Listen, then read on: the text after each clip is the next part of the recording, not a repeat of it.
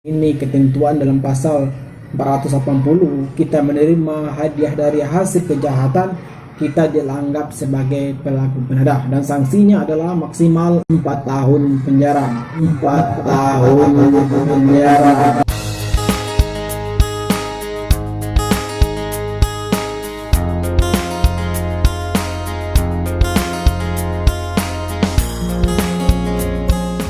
Assalamualaikum warahmatullahi wabarakatuh.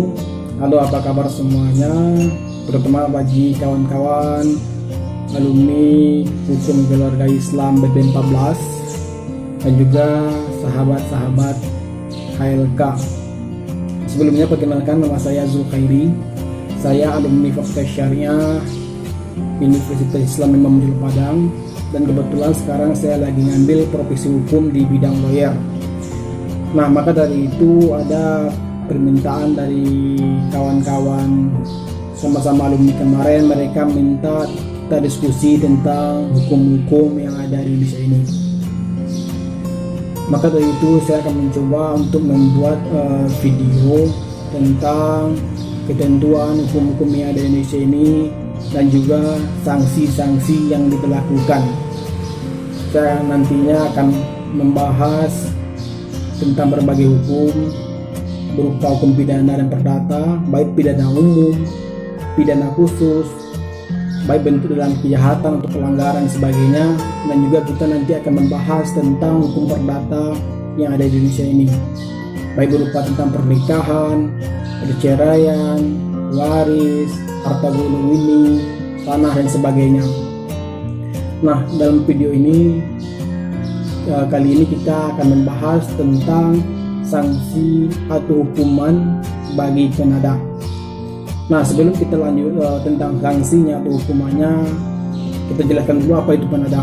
Nah, penadah ini sama juga dengan orang yang menampung, menerima atau memperjualbelikan barang dari hasil kejahatan, baik berupa pencurian, penggelapan, penipuan dan sebagainya. Nah, aturan tentang penadah ini dalam Kitab Undang-Undang Hukum Pidana,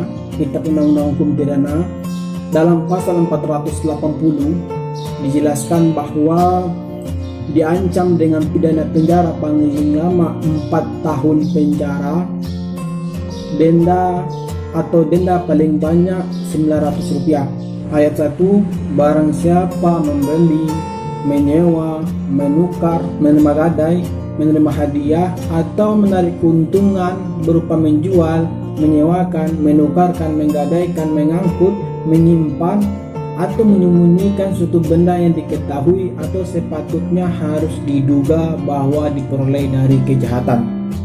Ayat 2, barang siapa yang menarik keuntungan dari hasil suatu benda atau yang diketahui atau sepatutnya harus diduga bahwa diperoleh dari kejahatan. Nah, dalam pasal tadi sudah dijelaskan banyak kategori orang selaku penadah. Ada yang membeli, menerima gadai, menggadaikan, bahkan mereka yang menerima hadiah pun yang dari hasil kejahatan dianggap sebagai penadah. Dengan unsur yang pertama, dia mengetahui kalau benda tersebut adalah hasil dari kejahatan, baik berupa pencurian, penggelapan dan sebagainya. Kemudian yang kedua, bahwa sepatutnya dia harus mencurigai kalau benda tersebut adalah hasil dari kejahatan. Nah, di sini yang sulit membuktikan bagaimana kalau kita menganggap benda tersebut adalah dari kejahatan. Nah, menurut seorang pakar hukum, itu R. Susilo, dalam bukunya Kitab Undang-Undang Hukum Pidana KUHP serta komentar-komentarnya lengkap dengan pasal demi pasal. Pada halaman 315 disebutkan bahwa memang sulit untuk membuktikan patut mencurigai atau menyangka bahwa barang tersebut adalah hasil dari kejahatan. Namun dalam prakteknya biasanya dapat dilihat dari keadaan atau cara didapatkannya barang tersebut. Yang pertama, barang tersebut dijual kepada kita dengan harga yang murah atau harga di bawah harga biasa. Kemudian yang kedua, dibeli atau melakukan transaksi pada malam hari dengan bersembunyi atau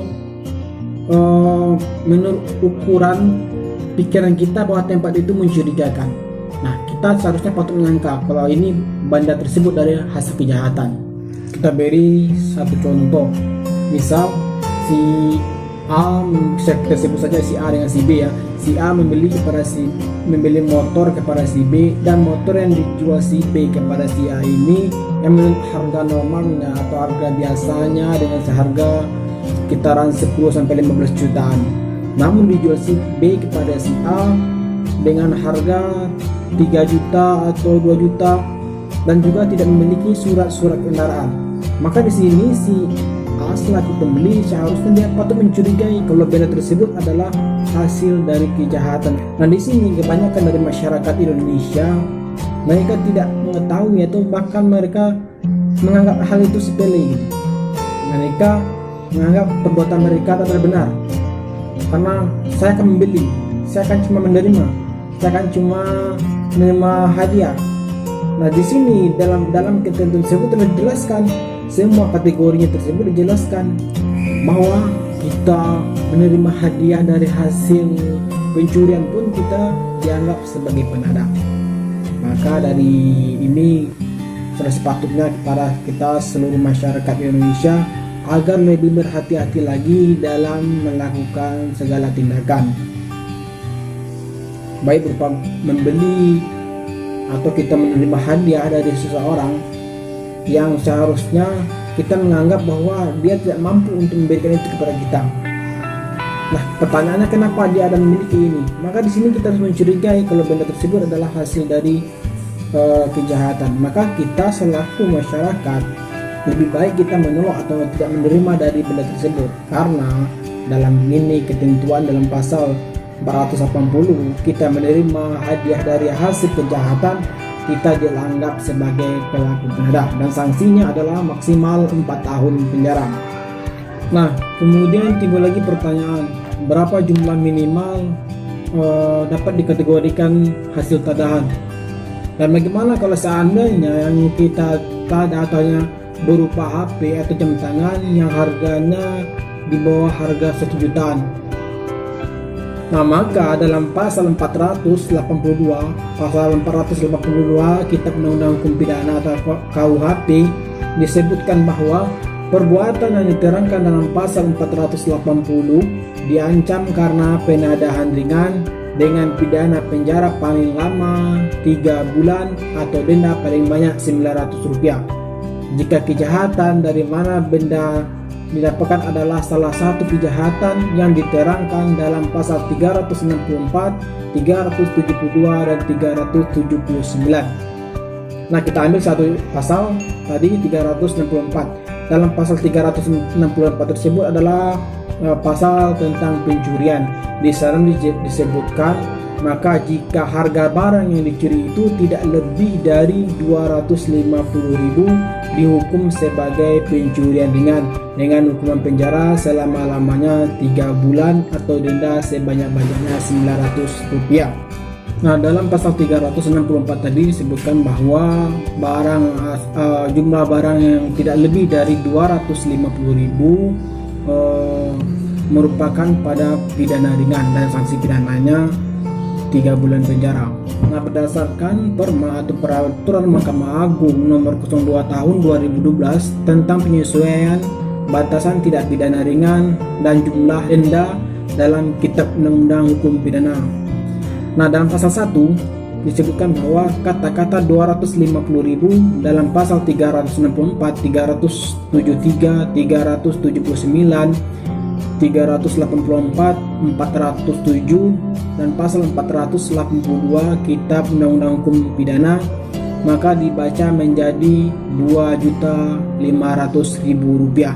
Nah, maka jika jumlah hasil kejahatan di bawah 2.500.000, maka pidananya adalah pidana ringan dan sanksinya adalah 3 bulan penjara. Nah, jika hasil dari tadahan tersebut lebih dari Rp2.500.000, maka termasuk kepada kategori penadahan biasa dan sanksinya adalah maksimal 4 tahun penjara. Nah, berbagi sedikit pengalaman waktu kuliah dulu, ada salah seorang teman saya dan dia ketika itu membeli motor tanpa surat-surat kendaraan.